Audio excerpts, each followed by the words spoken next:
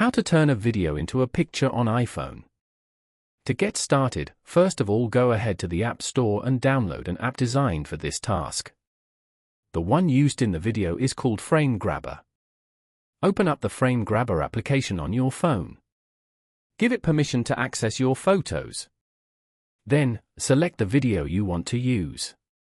The app will display your video with a detailed timeline at the bottom. You can carefully scroll through this timeline to find the exact perfect frame you want to capture. Once you've landed on the perfect moment, tap at the bottom right corner. Now, tap the option Save Image. This will save the single frame as a new, high-resolution picture in your iPhone's main Photos library. Following these simple steps, you can easily turn a video into a picture on the iPhone.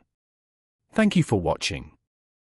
Please leave a like if this tutorial helped you, or leave a comment below if you have any questions related to the video.